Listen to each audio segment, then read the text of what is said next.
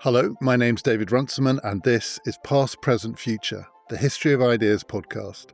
Today, it is the third and final part of my series of conversations with Sonia Amadae about nuclear war and nuclear weapons. And today, we're talking about the future of nuclear warfare. As you'll hear, it's not an easy subject to discuss.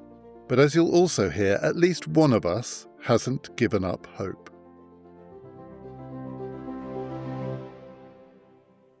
Sonia, we're going to try and talk today in the final of our three conversations about the present and the future, what might happen.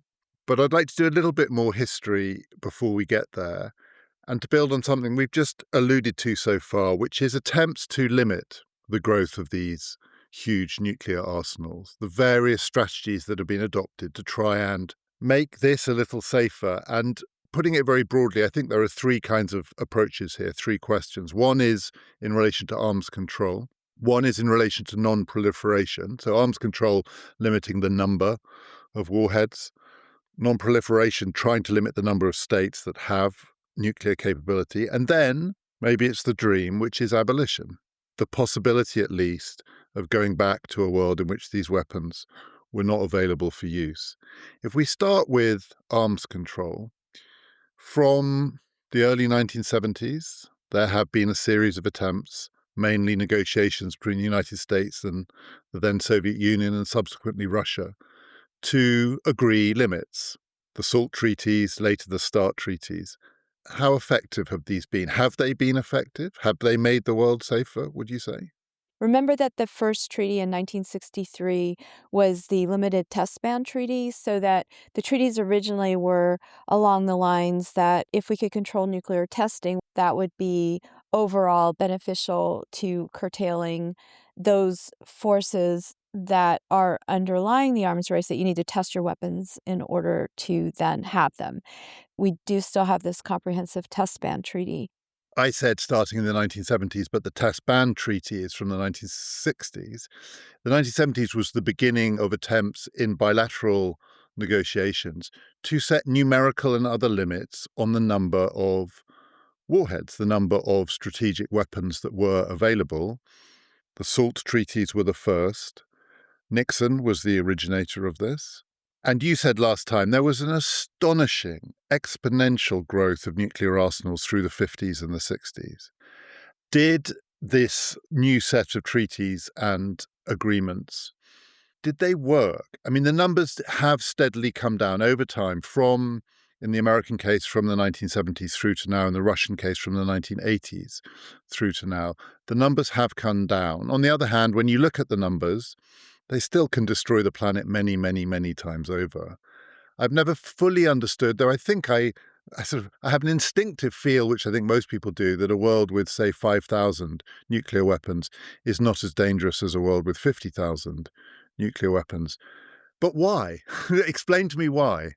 Remember how happy the strategic community is to point to the fact we've never had a nuclear war to say, look, nuclear deterrence is working. No worries, this can continue for the foreseeable future. It's near to negligible odds that these weapons will be used.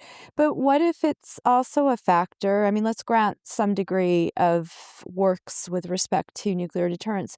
But maybe we could also look back at these ambitious attempts, and it is really impressive the number of arms control treaties that were negotiated from the early 70s, from the SALT treaties. What if they worked to the extent that if we can look at the world and say, well, there hasn't been a detonation of a nuclear weapon in conflict since Hiroshima and Nagasaki, maybe we could say that historically there's no way to tell whether working is more due to those efforts at arms control than at the steady arms race.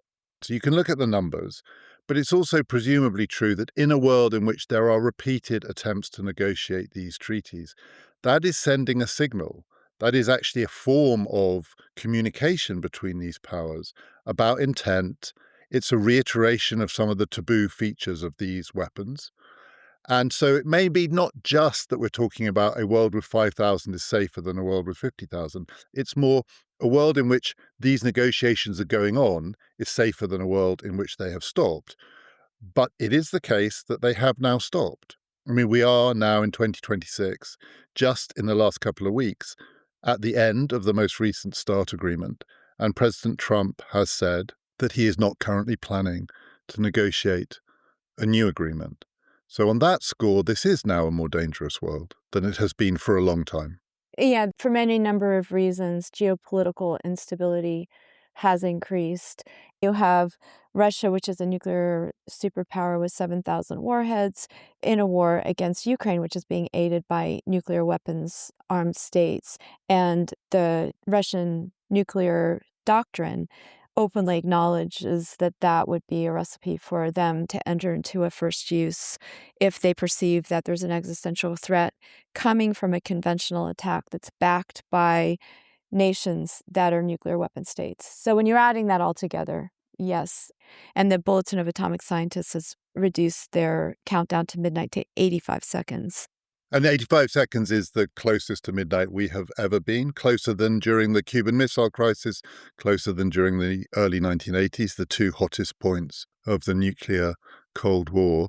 And yet this is also happening, as I said, with an American president at least. I mean, Putin is sending signals. I don't think we should take them too seriously, but an American president who is quite explicitly saying, basically, that arms negotiations are for suckers. He's not literally saying that, but that's more or less the emphasis of his approach, which is to say he's just not interested. He thinks nuclear weapons are a benefit for the United States. He thinks having more of them makes you stronger, and arms treaties are not in his area of interest. I'm trying to think of a polite way of putting it. I think he thinks that you don't make those negotiations unless you're weak.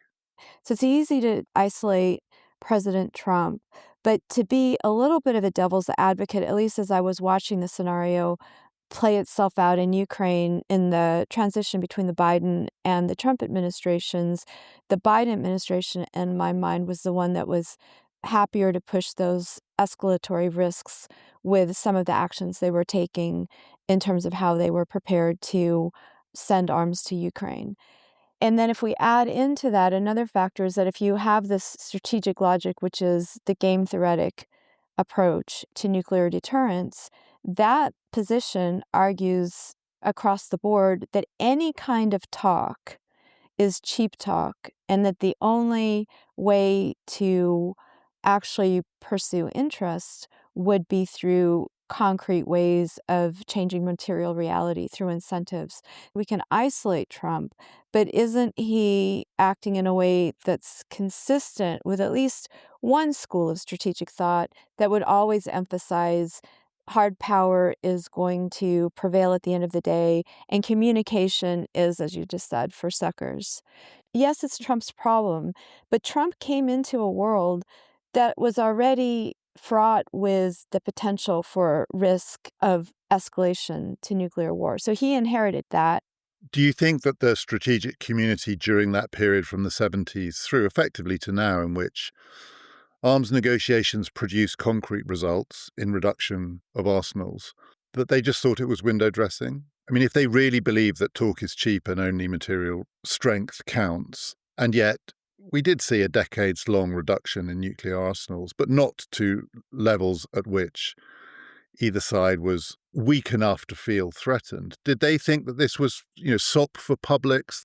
I think it's different constituencies. If you have the strategists that were in the room that I spoke about before that are relatively confident that within 300 years it's likely there will be a nuclear war, that is not the group that's negotiating the treaties.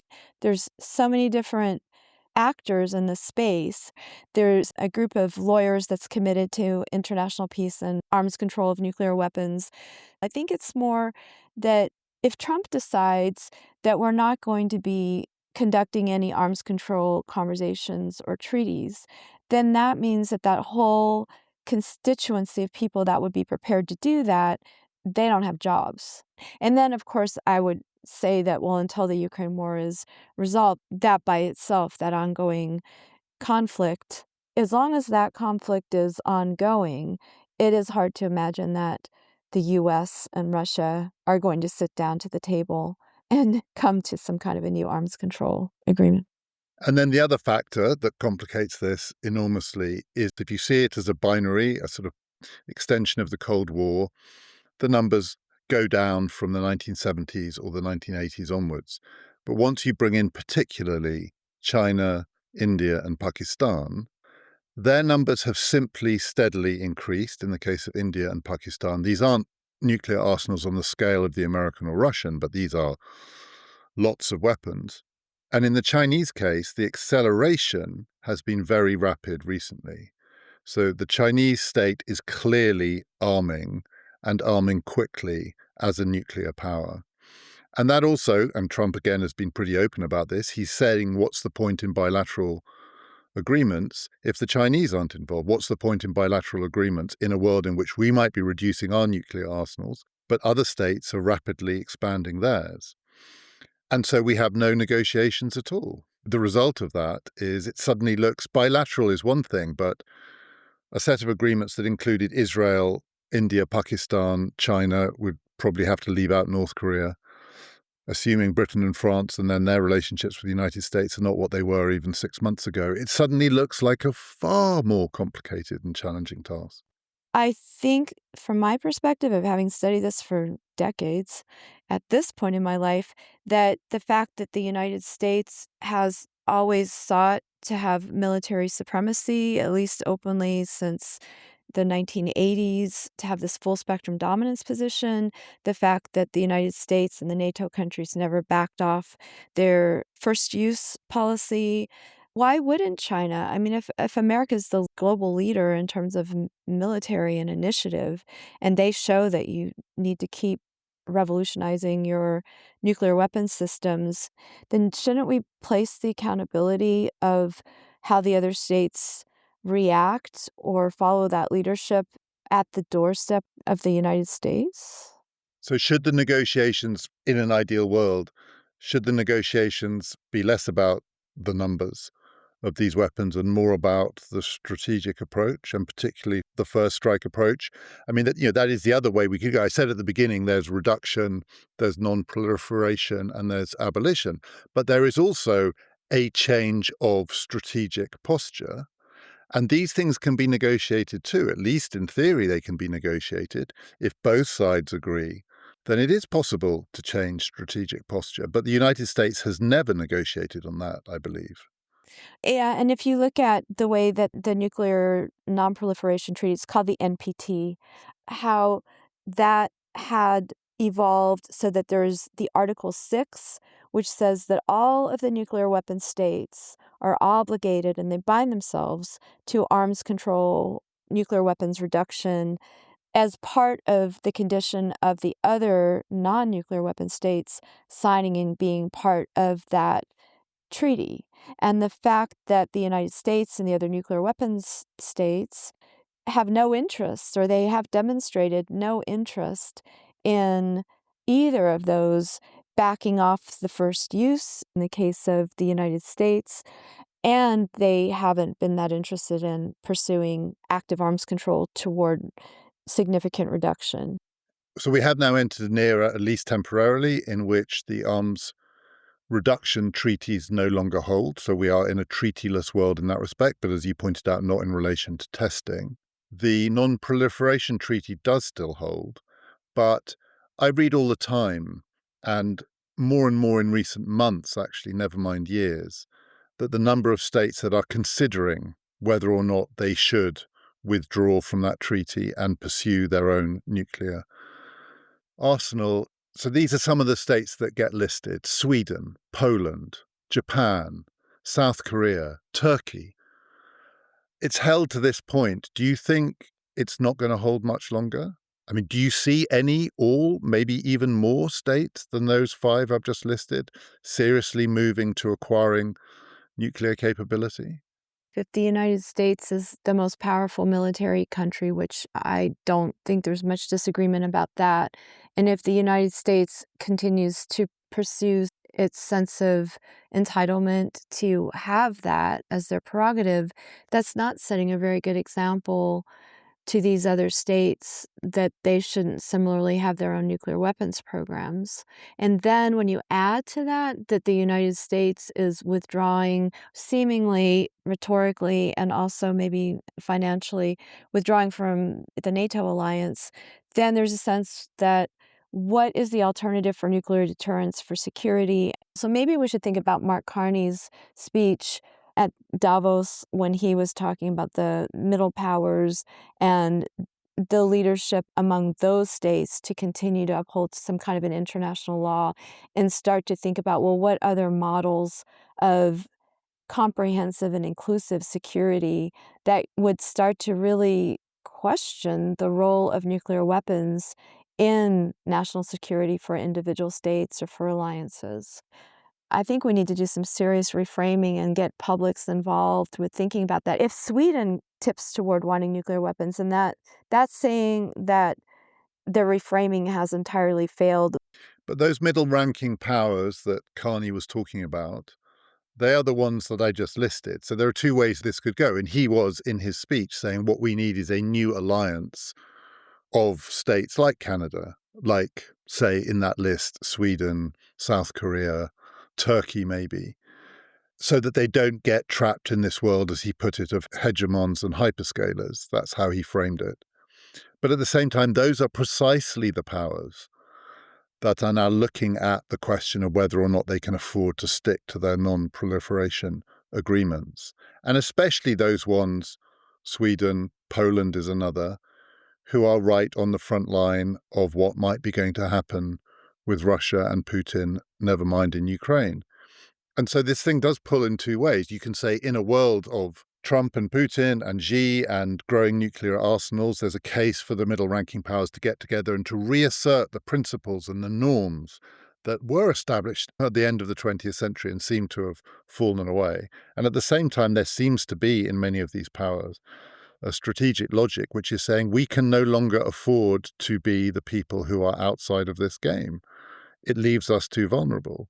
And of those two options, getting together and re-establishing the norms, or, essentially this is a collective action problem, individual states breaking away, it does at least seem possible that the breaking away is the direction of travel that we're heading in. I don't know how long it would take Sweden or Japan or Poland or South Korea to acquire a nuclear arsenal, but I'm assuming it could be done quite quickly.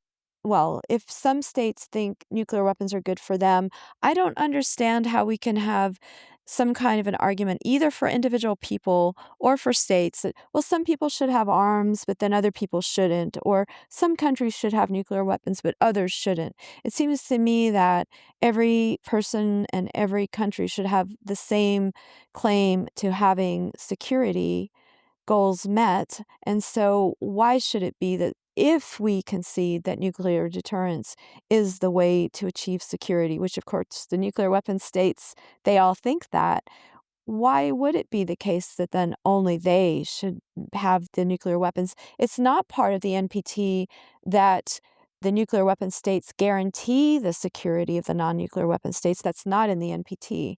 So it seems to me that we need to think about theories and practices that have an inclusive sense of security. And right now, I think the non-nuclear weapon states feel very threatened. So we've talked about control, we've talked about non-proliferation, and at the moment it looks like in 2026, though it's not set in stone which way this is going to go, but the world as a whole is less able to uphold those standards than it was 10, 15, 20 years ago. It's also true, and you mentioned this in our previous conversation, that there has been a consistent drumbeat of argument from surprising quarters. Henry Kissinger is one, of people saying the only way this can end without catastrophe is to get rid of these weapons, that the goal should be not limiting it to 9 or 12 or 15 or even shrinking that number, sort of getting North Korea's bomb taken away. And the goal should not be to get down from 30,000 to 5,000 or 10,000 or even 500. The goal should be, it has to be, if we want to survive the next 200-300 years, it has to be the elimination of these weapons altogether. And Ronald Reagan famously at Reykjavik with Gorbachev at one point just said to him and said, why can't we just get rid of these weapons. And apparently among the people who were horrified was Margaret Thatcher. She was a great fan of nuclear weapons and always thought they were what had kept the peace. She genuinely believed that prosperity and security after the Second World War was premised on the existence of these weapons.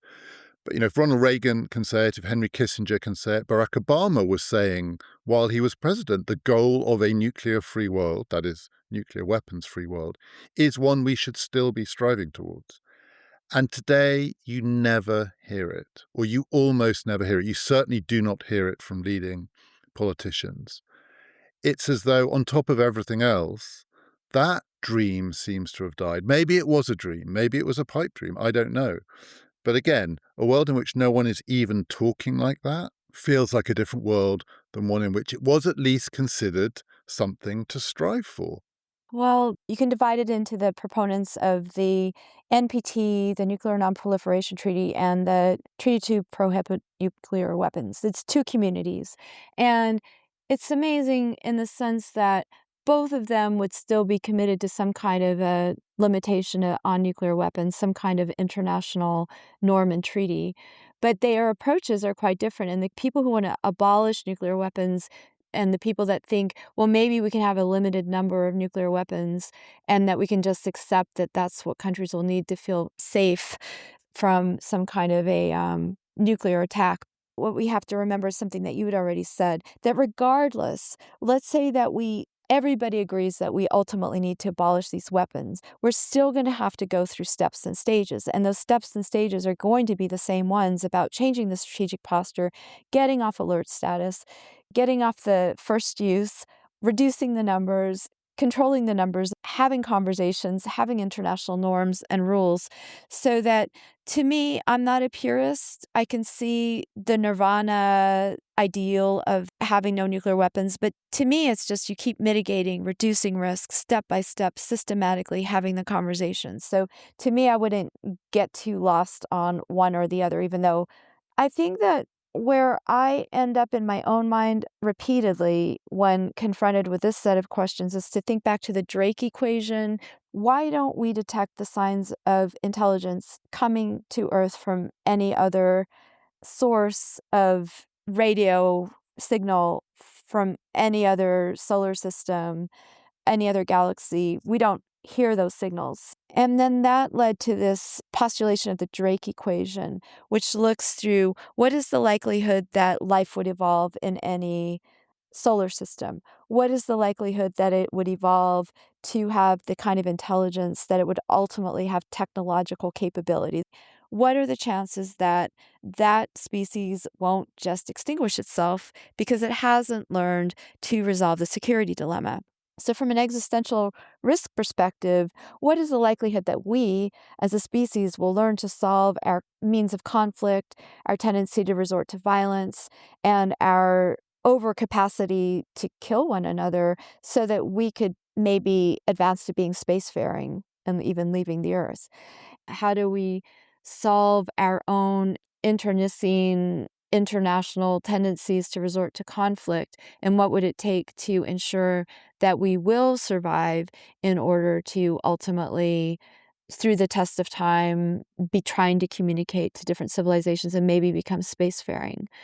So that's the question that I would focus on.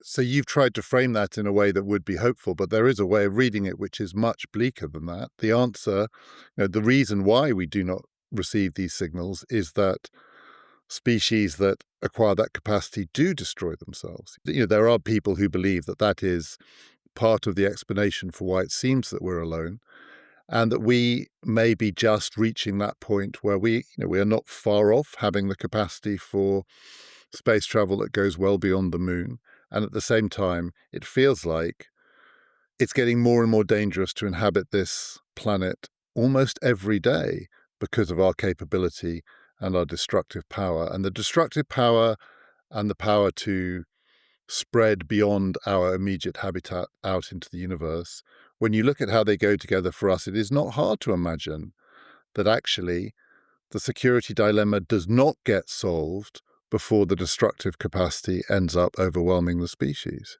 I completely appreciate the way that you could look at the Drake equation and say that is maybe why we're not receiving any signals from any other advanced civilizations from other solar systems.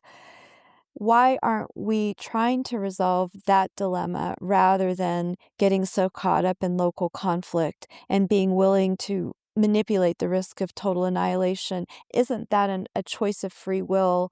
What we teach in schools, what we talk about, what we're willing to work toward professionally, isn't it just really a matter of choice rather than inevitability?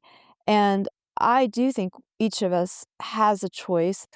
Of course, the more people are struggling to put food on the table, to get employed, to have adequate shelter, I don't mean to say that we can be focusing on the Drake equation if I'm not feeding my family. That's not what I'm meaning to say.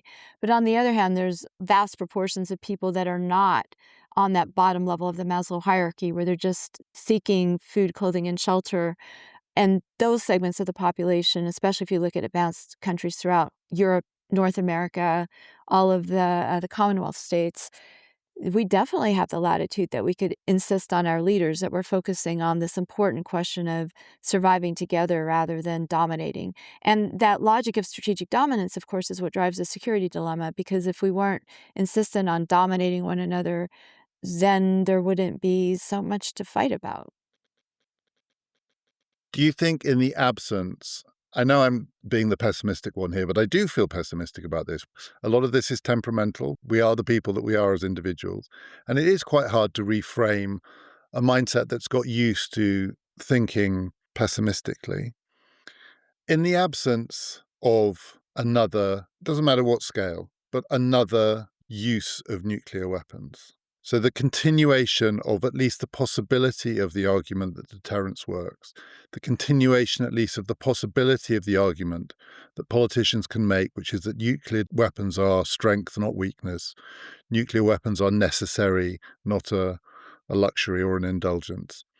In the absence of another use of a nuclear weapon, do you really think it is possible politically to reframe the argument so that people think in those much broader existential risk terms and think about, as a species, what are our prospects of survival if we don't resolve the security dilemma? It feels to me like we are still in the post Hiroshima Nagasaki world in which the thought is these weapons were used twice and then never again.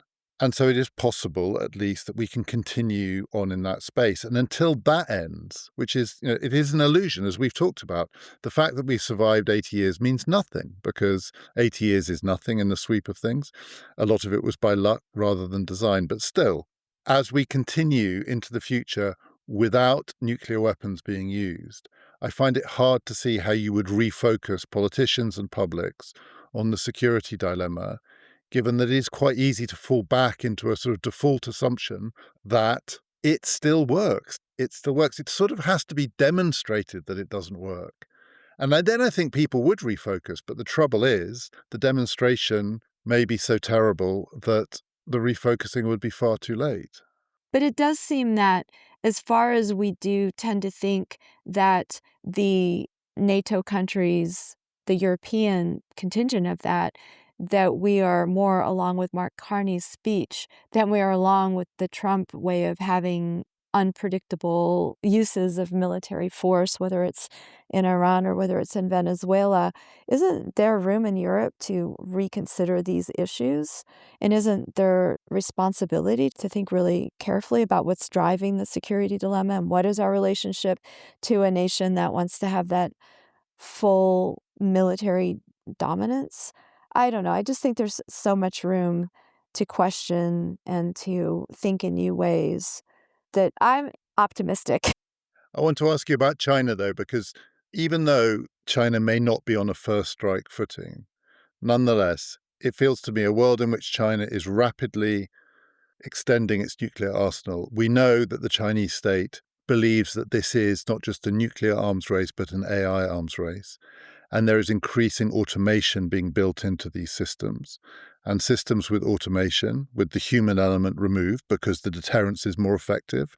If humans can't decide not to press the button, then you should be more afraid. And if you're more afraid, you're less likely to press the button first. but a world with growing numbers of weapons being driven in part by China, greater use of automation, and, even without a first strike capability, more strategic thinking, not in mutually assured destruction terms, but in strategic warfighting terms. Are there scenarios in which nuclear weapons could be used and it not lead to a global conflagration? All of those things make it feel to me like there is no reassurance to be had merely from the fact that China is not adopting a first strike strategic posture. Throughout the Cold War, we know that part of the reason for the U.S. buildup and that movement to the warfighting position was constantly over and again overstating the threat that was coming out of the Soviet Union and that they were imminently going to attack. And none of that was borne out. So it's all too convenient to read the fear-mongering headlines and to assume that China wants to take over and they're going to try to get nuclear primacy. They are building up weapons. I don't mean to question that, but I do think we need to be really cautious about pinning a narrative on the Chinese that's very convenient so that the Western AI companies can just say, no, you have to let us go and develop all the AI because we're in this arms race over AI development with China. So I would question that narrative. So I feel like pessimism is a grounds for a spiral of pessimism. And I'm not sure if it's my character and that draws me to just not have much of an opening for that. I mean, I suppose if we did have the full on nuclear war, we could say, well, those of us who didn't see that coming were overly optimistic. And I know that there's a non significant chance that that could happen. But in the meantime, I think it's incumbent to do everything to move toward strategies of intervention that would mitigate that kind of a risk. And I am optimistic about having those kinds of plans, intentions, and mitigating strategies. Am I right in hearing you to say that the biggest threat, therefore, and the place where change is most urgent is the United States and NATO? So the United States and NATO, these are the powers in our world that currently make our world more dangerous than it need be. Because that is a hard argument to make to the American public. That is a hard argument to make to the publics of NATO states. Maybe as NATO breaks up, as it potentially may do, and European and other powers start to think more independently about nuclear strategy and the security dilemma, it will be a less difficult argument to make in, say, somewhere like Britain or France. But I think for now, at least, most of the publics of those countries would not agree with that. They would say what is making the world a dangerous place is Russia and China. Now, even if I take your point that it's very easy and there are many incentives, particularly for the tech companies, to exaggerate the risks of an AI arms race so that they can be let off the leash. But nonetheless, if what we're talking about here is getting people to focus on the really existential questions, and in those terms, the real existential risk comes from the United States and NATO, to make that argument in the United States, in NATO countries. I'm not saying it's impossible, but politically it seems to me to be hard in the absence of some demonstration or proof. For instance, something going badly wrong. In the absence of something going badly wrong, I think it's a hard argument to make.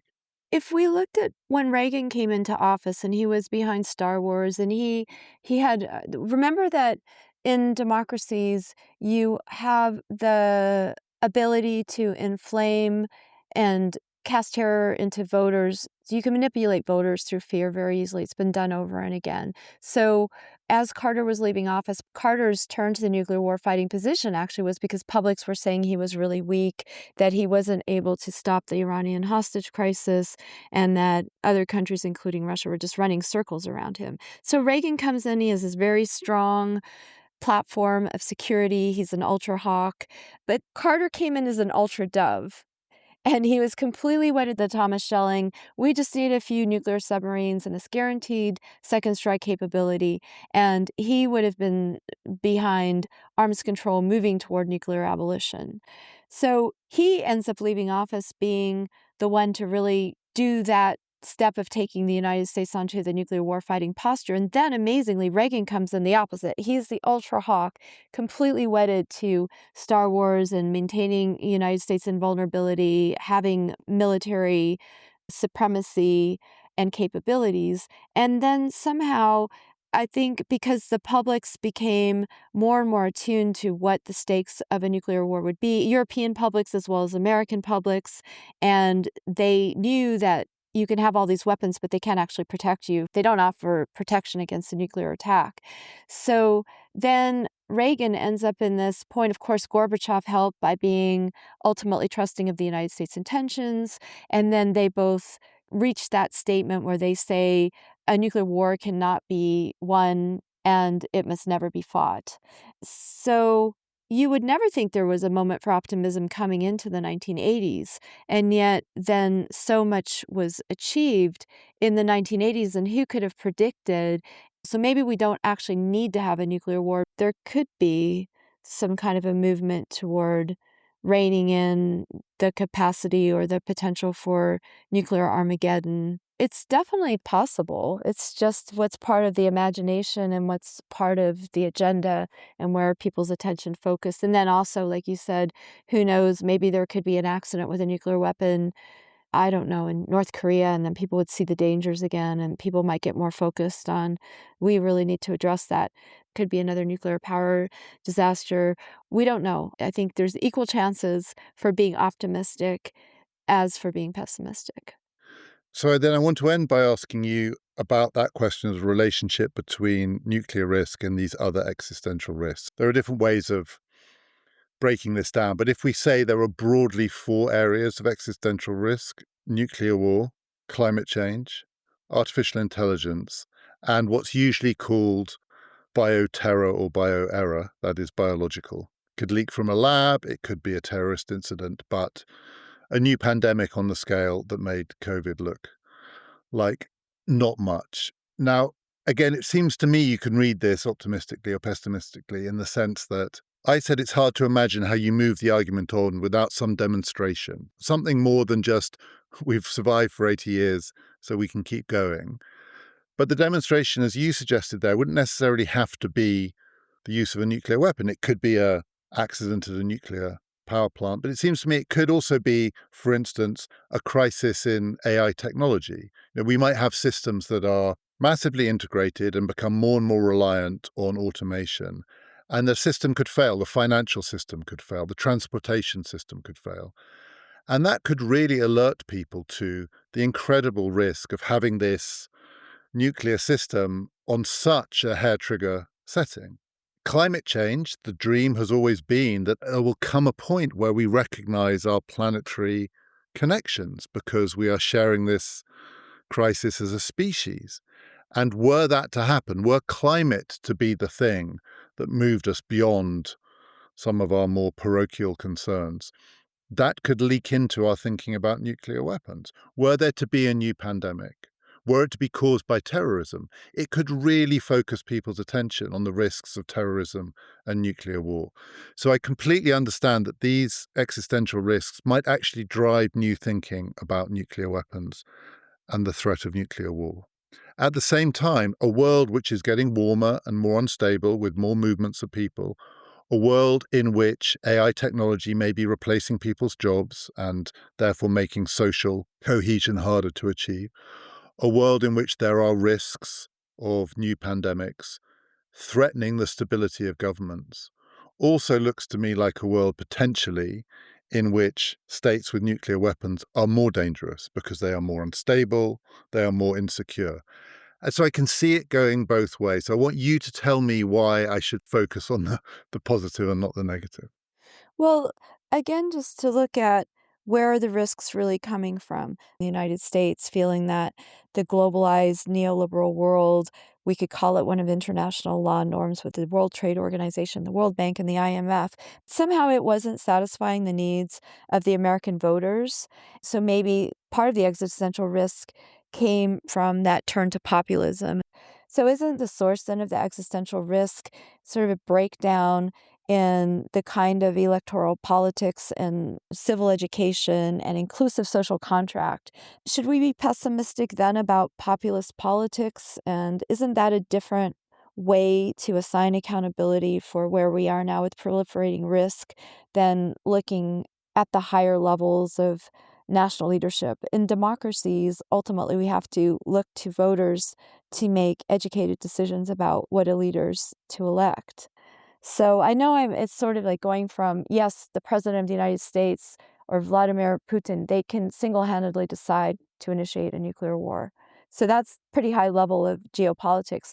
But when it comes down to, at least in the American case, why did voters prefer that option and what kind of existential risks were proliferated? If you look at fractal patterns, the way that the micro levels of the pattern keep iterating up to the top level, so somehow it was this pattern that came from the bottom and was exploited by social media and different forms of communication that could help to manipulate and get a convergence of opinion that Trump, for example, would be the best leader. But we do have to re-examine what's going on at that lower level of the fractal pattern that seems to be playing itself out then on the higher levels. So I suppose what I want to ask you is, on that analysis, as we move in further into the 21st century, say as climate change creates more dangers and difficulties, mass movements of people, natural disasters, but man-made natural disasters, or say as we encounter the next pandemic, or say as artificial intelligence comes to threaten the way our economies work, with some benefits, but the benefits very unevenly distributed. Do you think that is more likely to shift that pattern of thinking, so the lower level of these fractals, so that what cascades up is something more like a consciousness of the real risks that we're running and a real appetite to tackle and deal with those risks?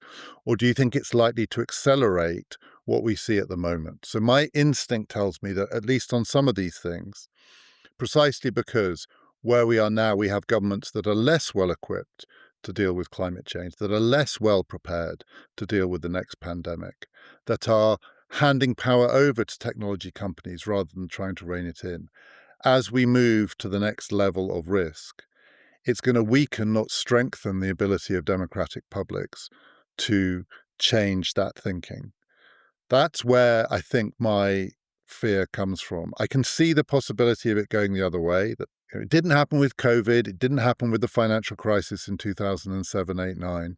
It hasn't happened yet in relation to artificial intelligence. But one can imagine a global crisis which really would focus the attention of publics on the risks that we're running, the need for political leadership that addresses those risks.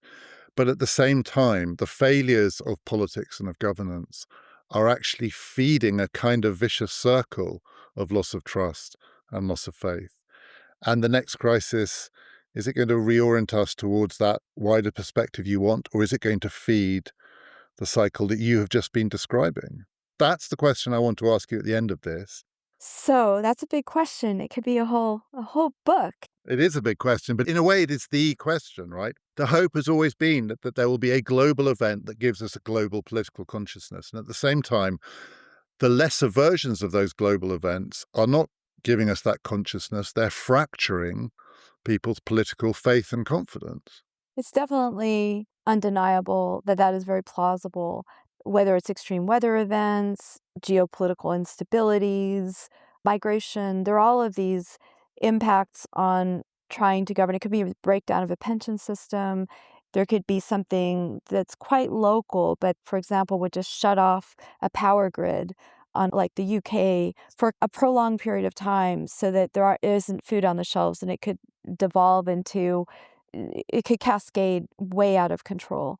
So yes, we should think that through and try to come up with mitigating strategies and this comprehensive security or local resilience. But at a bigger level, I guess if we imagine that everybody wants to have a good life, and let's just say they decide for themselves, what is this good life? And then the question is, can we have that together? In actuality, in reality, can we achieve that? Can everyone have a good life? There's the people that say no because everybody always wants more. So for one person to have a better life, it's going to take away from somebody else's better life so that it's zero sum. It's just not going to happen. If we come to this with that mindset, it is inevitable that we will end up on the trajectory of the proliferating risks, the continued breakdown of systems, and the sort of cannibalism of other people's infrastructures, and then ultimately probably some of our own. And if we look at all those developing countries that want to have more energy, more resources, and nobody in the West or the NATO countries, they're definitely not going to give up on the lifestyle. I think that's partially why there's this feeding frenzy feeling right now, where you need to control your supply chains, get more and more control over resources for yourself, but you're leaving out all those other people who don't have access. I think that is why there's this anxiety right now, because people don't see an alternative framing narrative. So you could say, in a way, we've already wedded ourselves to the scenario that you put forward. And I guess I just don't buy that. We actually do have all the material resources to give everyone a good life.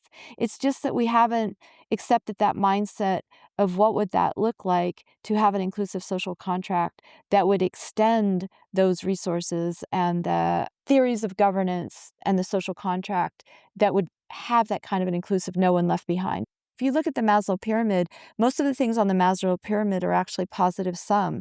It doesn't take much to have your basic security, and as you're going up the ladder, at the end, self-esteem, friendship, connection, the things that we really value in life, those are positive sum. So why are we so fixated on getting hold of those negative sum resources? I think as long as we're in that negative sum or the zero sum view of what's available, then it is hard to see that we're going to break the cycle of ever escalating, proliferating types of risk.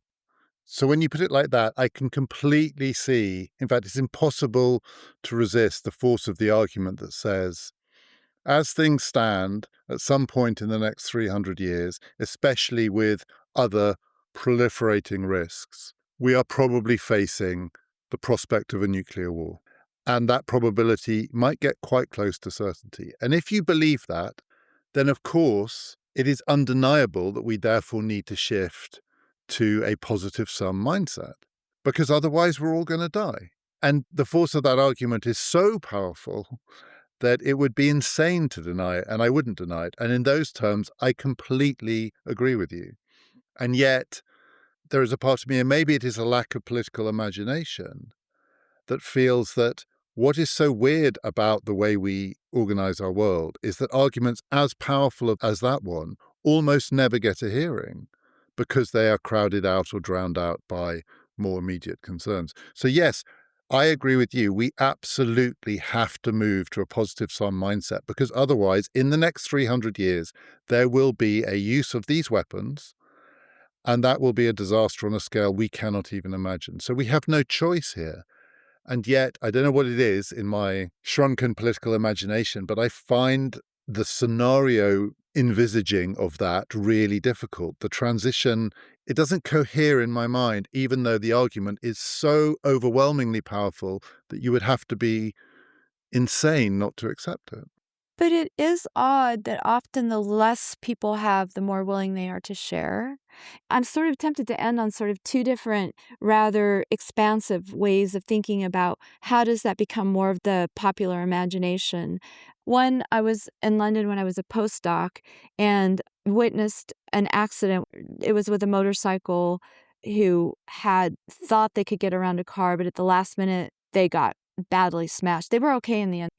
But when the person was lying in the street, completely unconscious, it was a homeless person that had a blanket, and it was cold. It was a London, a winter day, and they put their blanket over the person that was on the street, giving it up entirely. And then when the emergency services came, of course, the first thing they wanted to do was separate the homeless person from the person on the street.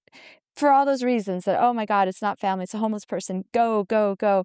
And I just thought, what if what if the Good Samaritan is homeless? You don't even want to really acknowledge that person. I think a lot of people are tapped into the vacuity, the irrationality of the current system. They're looking for solutions, but there's no clear way to put those good intentions into action. So that vignette, I think, shows the promise of the positive sum. I mean, I don't mean to go on a religious note, but if you're in the United States and you're looking for, do I want optimism and some kind of salvation versus the liberal narrative that the world is falling apart and we can't trust each other, you can see why it's attractive to just go for the faith-based aspect. We do need a political economy of abundance, and if we have this worldview, which the game theory view is always, even though games are not necessarily zero-sum, the value underlying the game that we're all trying to compete for, usually in terms of money, yes, it's finite, but that's not really. We don't just live to accumulate money in our bank accounts. We live because of the richness of our social lives, our family, our children, the love we have for one another, the excitement to get up in the morning and to do something creative. That's why we live. So I think there's so much room for the optimism. It's more a matter of how it can become manifested in this rather fraught world, but not to let ourselves be tipped over either the easy populist solution of sort of a blind faith in a leader that survived an assassination attempt and seems to be some kind of, salve. We don't want that, but we don't then also want to go down that road of that negativity that can become self-fulfilling. Coming out tomorrow on PPF Plus, we have a bonus episode to accompany this series, in which I'm going to be exploring a book that Sonia and I discussed briefly in the first of our conversations, John Hersey's remarkable Hiroshima, which came out on the first anniversary of the dropping of the bomb. And I'm going to be talking about what that book actually says about the experience of being on the receiving end of a nuclear attack. Some of it is quite surprising. If you would like to get that episode, plus ad-free listening and access to all of our past bonus episodes, 46 and counting, and all of our future bonus episodes too, twice a month, all you have to do is sign up to PPF Plus now. Just click on the link in the show description or go to our website, ppfideas.com. It's £5 a month or £50 for the whole year. Among the benefits, you will not hear me again asking you to sign up. Last time we told you about our new film series at the Regent Street Cinema. Tickets are on sale for that now. I also wanted to let you know about another event we've got coming up. This is a joint event with the London Review of Books. It's happening on Wednesday the 11th of March in London. It's a panel in which I'm going to be joined by Lise Doucette, the BBC's chief international correspondent, PPF regular, the historian Chris Clark, and also someone else who's featured on this podcast, the diplomat and writer Thant Mint Oo.